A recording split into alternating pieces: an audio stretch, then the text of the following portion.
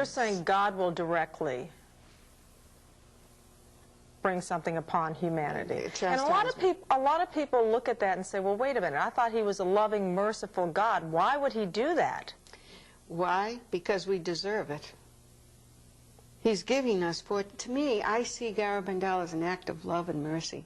I mean, to send the warning, as frightening, terrifying as the world will be, it's not supposed to kill us.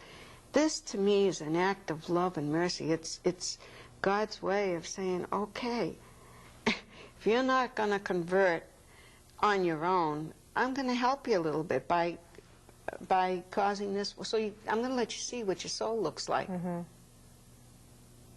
When you know, we have an immortal soul. We've forgotten that. We've forgotten that. We think this life is, you know, we're living worse than pagans. Let's face it. That's how it is. We're living, anything goes. But you know, and you're right, there is a lot of horror out there, and obviously we deserve this.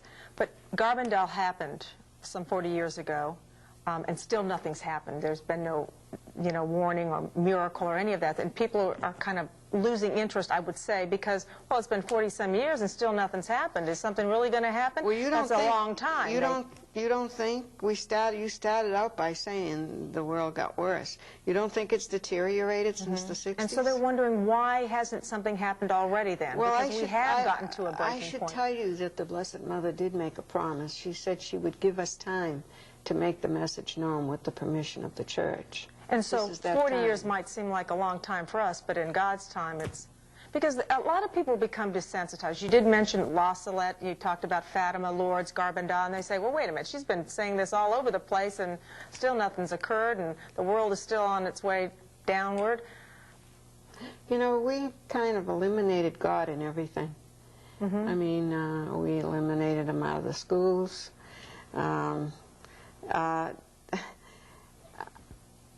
I hate to say this, but this is the truth. And even in some churches, we can't find him anymore.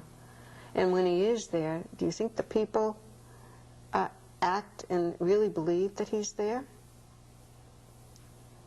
Have you been to Mass lately? You know what goes on before Mass in church and after Mass? It's like a free-for-all. People can hardly wait to get out before they start like chatterboxes in front of the Blessed Sacrament. Then you go into other churches and you can't find the Blessed Sacrament. We always used to look for the light, you know, the lit candle. And there was something so wonderful about going in, almost tiptoeing in. With a reverence was so profound, so mystical. Jesus is there in the tabernacle. What's happened to that? What about our children? How many children know what the 10 Commandments are? How many know how to say the Hail Mary, the Our Father, an act of contrition? You know, I've been around in a lot of places, and it's not just this country, many countries. The only place where I see a difference in the countries where they're being persecuted for the faith. In the Baltic countries, you know. I spent a month in Russia. Don't tell me Russia's been converted either. They haven't got the slightest idea who God is. I mean, I went from one end of the country to the other. I hate to come back with this kind of news, but that's the truth. But yet they're starving to know. They want to know. Because that is part of her message, that Russia will be converted. That's right, as a result of the Garabandal miracle. That's exactly right. And a lot of people think Russia has been, but obviously, no, I agree with you there. No, not what's going on in Russia. The Ukraine, they did not lose the faith. Russia, it was suppressed. But in the Ukraine, no. They preserved the faith. And some of the other Baltic countries as well. The world is in a very, very sorry state. I see a lot of good things, a lot of good people.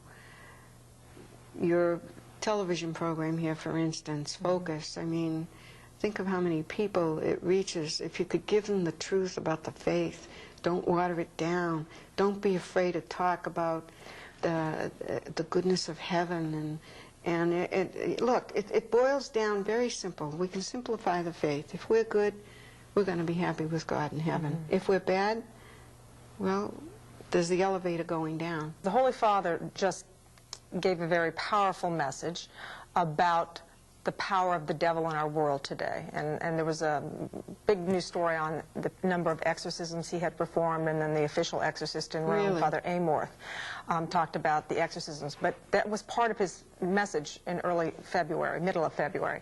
And he talked about we have to realize that he is active in this world today. Did she specifically talk about the power of the devil in our world today, his influence over us in any of these messages? There's a lot of things that we really don't know because the girls no longer remember clearly what happened to them, and they're very closed-mouthed about what happened because they're afraid that they're not remembering correctly. And our Blessed, that's another thing that there's so much to this. Our Blessed Mother said that the day would come when they would contradict each other and even deny that they had seen her. And that could be like an influence from the devil, to make you think that maybe you're Could be, crazy. but I think it's more like they're going parallel in the direction the church is going, because the church has been in a state of confusion a lot. Well, and what caused them to contradict themselves, to even question the fact that they had seen her, witnessed all this? Well, you know, when she told them that, they said, how can we say we haven't seen you when we're seeing you? They couldn't understand it. Right. And Loli even said, if they held a gun to my head, I'd have to let them shoot me. And Our Lady said, you will. And this is kind of mysterious, something that we don't quite understand, but we know it's caused the poor girls an unbelievable amount of suffering. Unbelievable amount of suffering.